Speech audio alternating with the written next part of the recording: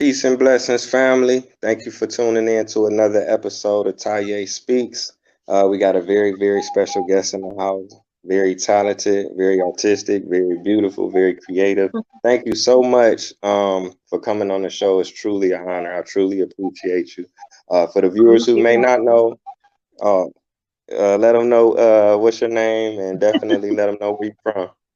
Well, I can let them know my name. My name is Al Dreamer, but most people know me by Peaches or Miss Peaches.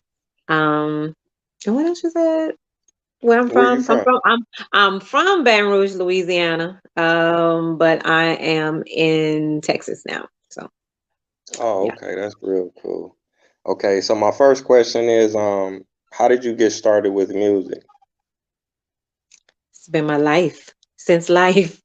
Um, of course, I started off in church. I was born and raised in church. My father was a preacher. Um,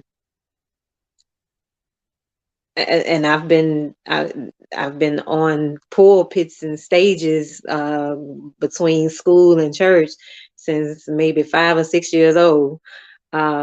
I began writing songs at the age of 8, and around the age of maybe 10 or so, 10 or 12, somewhere around there, up until my um, teenage years, I was in a group in church with actually two of my family members and a really close friend. And we used to travel like from church to church. We went on the Bobby Jones gospel show. Um, and I used to write songs for us as well back then. So it's music. Music is just a part of my life and my family, my immediate family, my father, my mother, my siblings. We all are kind of gifted in the music area. So Wow, wow, that's definitely a yeah, blessing. Growing up, did you have any musical influences outside of your family, like favorite artists or? of course, yes. Whitney Houston was number one. I was a fan of Whitney Houston, Mariah Carey. I don't know if you all are familiar with CC Peniston, but I loved CC Peniston. Um, those were Vesta. Um, yeah, those were SWV and Escape, of course. Um, was like the favorites of groups, and also Mary J. Blige. Mary J. was my favorite, like in my high school year. So yeah. Oh, okay, okay. Yeah, I'm familiar with most of them. You said C.C. Peniston? CC Peniston, because I used to be in like performing arts classes and stuff like that. So whenever we would have to pantomime songs and stuff like that, it was always one of her songs. Yeah, she just kind of fell off eventually, but she was like back then, like she was dope. She was the it girl. Yeah. I'm gonna have to Google. I'm gonna check her out. I'm gonna check her out. Mhm. Yeah. You probably Okay. one of her popular songs was like "Keep on walking, I ain't talking to you anymore." It Over your sounds head, familiar. You okay. still got it though. It still sounds Over your good. head, okay. But yeah, No, I'm a YouTuber though. she was the bomb. Yeah.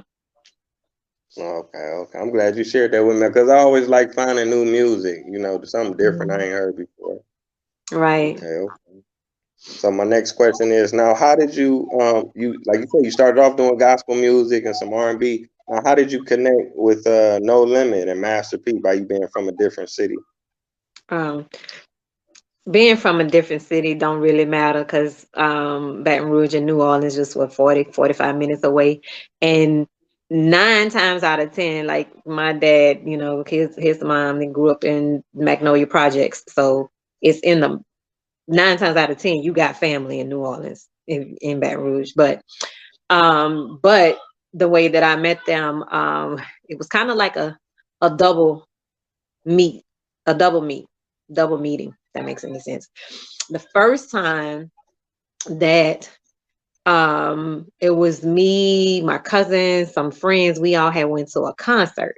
We went to a Mia X concert, and Mia X, of course, she had bought like a lot of the rappers with her. At that time, I didn't really know who everybody was. I knew who Mia X was. I actually thought Steve Murder was Master P.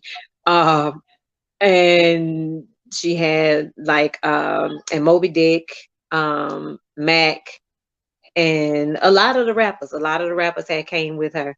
And so after the concert, when we were heading home, we noticed like some strange cars on the highway.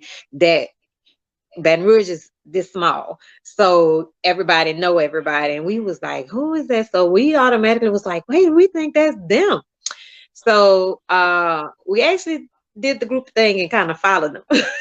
So we followed them. And I don't think I knew at that time that they had a studio in Baton Rouge. But that's where we ended up following them at, and we didn't know that that's where we followed them at. And we, we sat in the car like it was a building, and we parked on the side of the building, and was just kind of looking, and like, some of the girls who I was with, they knew who everybody was, so they was kind of calling everybody out or whatever. And so finally, Mac and somebody else came to the car eventually, and we started. Of course, it was a car full of females, so we all talking, and now everybody coming to see like who they over there talking to or whatever. And then Moby Dick pulled up, and he pulled up in his car because he was leaving. And we went and talked to him, and we told him that we was a group, because at the time two of my cousins that we was in a church group with, we told him we was in a group or whatever, and we sing blah blah blah. So he was like, okay, cool. And I think he might have taken one of our numbers or something like that. And he did ask us like our age and stuff like that.